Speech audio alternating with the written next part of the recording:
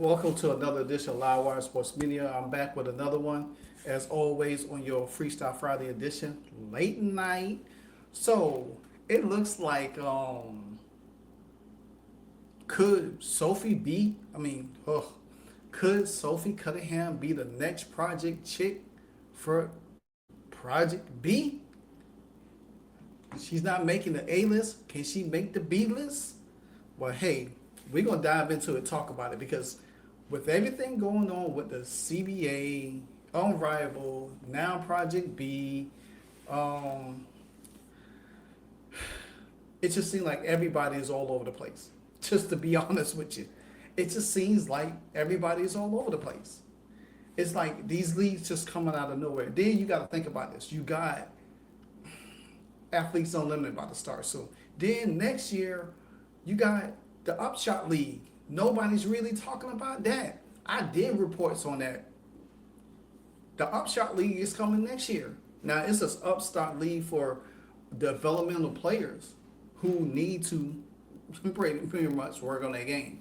I always say the Upshot League is going to serve as a G League, to me, for the WNBA. Now, Sophie Cunningham did an article in Front Office Sports. Annie Constable, she did an interview on her. Now, she stated that they might not, she don't know if there's going to be a WNBA next year. I already clarified all of that to me. I think the WNBA going to have a contingency plan. I think they're going to move on. If this deal doesn't get done, they're going to have a league. They're going to have a 2026 season. It just might not be with some of the players that's probably locked out. Because if the league moves on, you best be sure people want to go play. And if Caitlin Clark plays in it, you damn sure believe that people going to watch because of that. So, nevertheless, let's check out what she had to say in Front Office Sports, because I got the article pulled up here on my phone, and I'm gonna go over it with y'all a little bit. So, let me move myself down for a little bit. So, Sophie Cunningham, shout out to Birdology on X, says Sophie Cunningham on the CBA and the potential lockout and on Project B. Now she said, I think the last meeting was about 2 weeks ago. I know our executives are talking with the people every day, every single day. I don't think there been much movement. I think at least there's been communication. So that's then from office answer, one of the things that's opened up because of the W inability to play players is other leagues popping up on Rival. Now we see Project B offering multi-million-dollar deals. Where do you stand on Project B? Is that a league that you would want to play for? Now, this is what Sophie Cunningham had to say on that.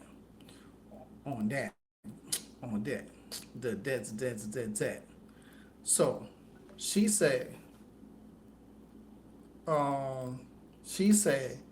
I don't know much about it. Excuse me.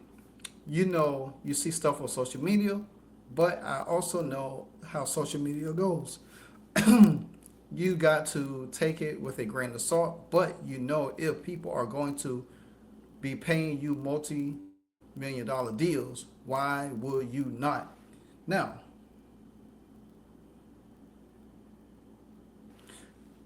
this is the thing. This is the thing. Now, I told you I had the article pull up right here. So, the article goes on to say, on top of that, free agent Sophie Cunningham has become well known for her candor. She tell it like it is. She get straight to the point, whatever the case might be. Whether it's on the court or in opponents or face of opponents, or audition hot takes on her podcast, Show Me Something, Sophie Cunningham has earned a reputation as one of the WNBA's most unbiased. Cunningham was traded. Well, we're going to skip all of that because Now, she also talked about the fever, you know, playing, winning a championship. So here you go. So it said fresh off the LPGA appearance as a teammate, Caitlin Clark's. Sophie spoke with Front Office Sports at a Lower Manhattan sports bar on the current state of the CBA negotiation. Her thoughts on the upstart basketball league known as Project B. I want a project chick. And how the WNBA increases exposure to lead to a more lucrative brand deals off the court. So she also she said what they was asking her what she said there's a lot of uncertainties like you said with the CBA with the money. If we were going to have a league next year and then it would if people want to come back, we're trying to keep and this should talk about the fever right here, trying to keep people together, not knowing if there's going to be a league. They're trying to keep people together in terms excuse me, in terms of the core teams, like core players like Caitlin, Lexi, Leah, Mitchell, then possibly Sophie in the mix as well, because they felt like, hey, the championship was there for the taking if everybody was healthy, which I agree too. So I mean, they just ran out of gas. So, but I'm trying to get to the main part right here. Okay, here we go, because there's more to it. So after she answered that part what I read, said one of the front office sports said one of the things that is obvious is improving salaries, and then the other is revenue sharing structure that's similar to other leagues. I've talked to a number of sources that said one of the proposals including a super max salary of $850,000 being a max salary.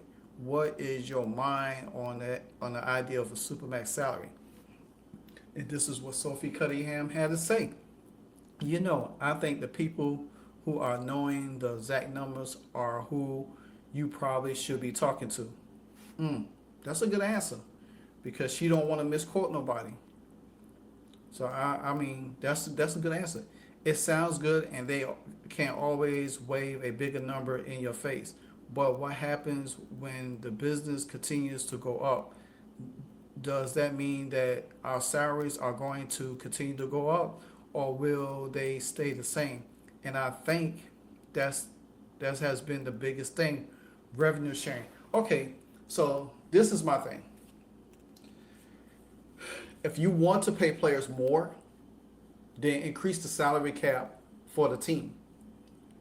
See, you could only increase a share of how much you want to pay the players, but you have to increase salary caps on teams to be able to pay top players on your team more money. It's not as easy always just to say, hey, we're gonna pay everybody around the board this amount of money. Okay, but then guess what? Give what just like in NFL. The NFL has so many players, right? I think some of them have like over 100 million or 200 million, something like that, to pay players. But I think like some players spent salary caps over the summer for free agents. I think still have like 45, 50 million dollars in cap space. So why not increase the cap space for the teams to be able to play them players and bring players in? I think to me, then you could give them a certain percentage of revenue sharing that could help out on the back end. Increasing teams' salary cap, to me, I think it'd be more feasible because then teams could negotiate how they play their players. Say, for instance, if you gave a team 2.5 million in salary cap, guess what? They could have enough salary cap to still bring players in if a player got hurt. You could play top players. You know what I'm saying? Having a $1 million salary cap and you only could squeeze out 2 to 3 maybe max players, and then you got to trickle all the rest down, and guess what? That leaves you with nothing. Nothing.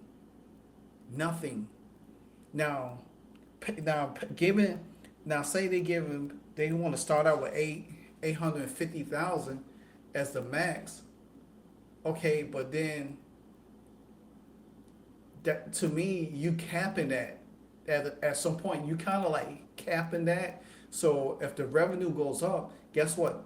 The salary cap of the team goes up. You feel what I'm saying? Because like each team gets a higher salary cap each year. As well as the league does, the teams get a higher salary cap. It goes up every year. You know what I'm saying? You can't play. I mean, if you get, say for instance, you go up, the team stop have a salary cap about $5 million. Guess what? There's only roughly two players on your team probably gonna get $1 million cut or over $1 million cut. Everybody else is going to be right under that $1 million. So increasing the salary cap, to me, this is my opinion. You know, maybe y'all have another opinion, and if so, leave it in the comment. I want to hear it. But I think, to me, increasing the salary cap for teams, to me, is a way to help pay some of these players. Now, everybody in the league can't get paid. It's just simple as that. Everybody can't get paid. But make sure your top tier players get paid. Like if you have one star player on your team, that player should get paid over $1 million, to be honest with you. Everybody else should be under $1 million. Roughly 900,000, 800,000. That should be enough because you ain't got that much teams in the league. So having enough structure to be able to say, hey, we're going to give you an increase in revenue share from 9% to probably 12%, maybe 15%. Hell, they probably offered them already, 21%? They turned it down. But these players in the league thinking they're supposed to be making over $1 million. And that ain't the case. That's not the case at all. So for me,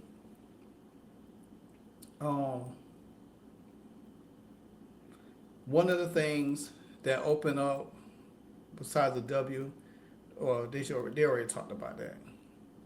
So she said, so yeah. But anyway, that's just half of that. Anyway, that's my opinion.